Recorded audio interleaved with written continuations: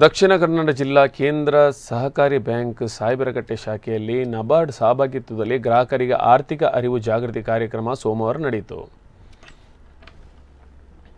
ಈ ಸಂದರ್ಭ ದಕ್ಷಿಣ ಕನ್ನಡ ಜಿಲ್ಲಾ ಕೇಂದ್ರ ಸಹಕಾರಿ ಬ್ಯಾಂಕ್ ಅಧಿಕಾರಿ ಕರುಣಾಕರ ದಾಸ್ ಮಾತನಾಡಿ, ಬ್ಯಾಂಕ್ ಗ್ರಾಹಕ ಮಹಿಳೆಯರ ಮೊಬೈಲ್ಗಳಿಗೆ ಬರುವ ಹಣದ ಆಮಿಷದ ಮೆಸೇಜ್ಗಳಿಗೆ ಮರಳಾಗಿ ಹಣ ಕಳೆದುಕೊಳ್ಳಬೇಡಿ.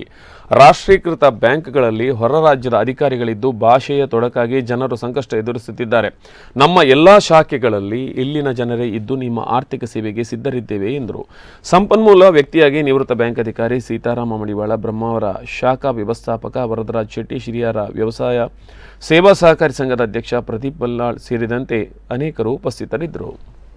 ಮುಂದೆ ಹೋಗಿ ಇನ್ನೊಬ್ಬರು ಹೇಳಿದೆ, ಮೊಹಮ್ಮದ್ ಸಾಹೇಬ್ರ ಮಗ ಇಬ್ರಾಹಿಂ ಅಂದ್ರೆ ಯಾರು ಇಲ್ಲಿ ವಿಳಾಸ ಸಿಗ್ತಾ ಇರೋದು. ಈಗ ನೀವು ಮಾತಾಡುವಂಥ ವ್ಯಕ್ತಿಯೇ ಮೊಹಮ್ಮದ್ ಸಾಹೇಬ್ರ ಮಗ ಇಬ್ರಾಹಿಂ ಅಂತ ಹೇಳಿ ಅವರು ನನ್ನ ಹತ್ರ ಅವರ ಭಾವಚಿತ್ರ ಇದ್ದಿದ್ದು ಎಲ್ಲ ನಮ್ಮ ಗೌರವಾನ್ವಿತ ಗ್ರಾಹಕರು ಮಾತಾಡಲಿಕ್ಕೆ ಹೋಗುದು. ಯಾಕಂದ್ರೆ ನಾನು ಮಾತಾಡುವ ಅಂತ ಹೆಚ್ಚಿನ ಕೆಲಸವನ್ನು ಅವರ ಈಗಾಗಲೇ ಪೊಲೀಸ್ ಇದರ ಸಾಯಿಬರಕಟ್ಟೆ ಶಾಖೆಯ ಗ್ರಾಹಕರಿಗೆ ಆರ್ಥಿಕ ಜಾಗೃತಿ ಕಾರ್ಯಕ್ರಮ.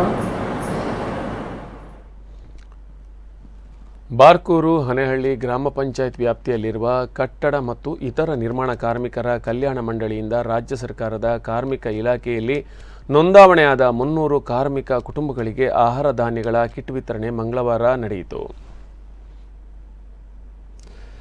ಈ ಸಂದರ್ಭ ಗ್ರಾಮ ಪಂಚಾಯತ್ ಅಧ್ಯಕ್ಷ ಚಂದ್ರಶೇಖರ್ ಶೆಟ್ಟಿ ಮಾತನಾಡಿ, ರಾಜ್ಯ ಸರ್ಕಾರ ಶ್ರಮಿಕ ವರ್ಗದವರನ್ನು ಗುರುತಿಸಿ ಆಹಾರ ಧಾನ್ಯ ನೀಡುತ್ತಿರುವುದು ಕಾರ್ಮಿಕರಿಗೆ ಉತ್ತಮ ಕೆಲಸವಾಗಿದೆ. ಕೊರೋನಾ ಸಮಯದಲ್ಲಿ ಆಹಾರದ ಕೊರತೆ ನೀಗಿಸುವಲ್ಲಿ ಸ್ವಲ್ಪ ಮಟ್ಟಿನ ನೆರವನ್ನು ಗ್ರಾಮ ಪಂಚಾಯತಿ ಮೂಲಕ ಜನರಿಗೆ ತಲುಪಿಸುವ ಕಾರ್ಯ ಇದಾಗಿದೆ ಎಂದು ಹೇಳಿದರು. ಗ್ರಾಮ ಪಂಚಾಯತಿ ಅಭಿವೃದ್ಧಿ ಅಧಿಕಾರಿ ಅರುಂಧತಿ ಯೇಸುಮನೆ, ಕಾರ್ಯದರ್ಶಿ ಉಮೇಶ್ ಕಲ್ಯಾಣಪುಳ ಸೇರಿದಂತೆ ಅನೇಕರು ಉಪಸ್ಥಿತರಿದ್ದರು.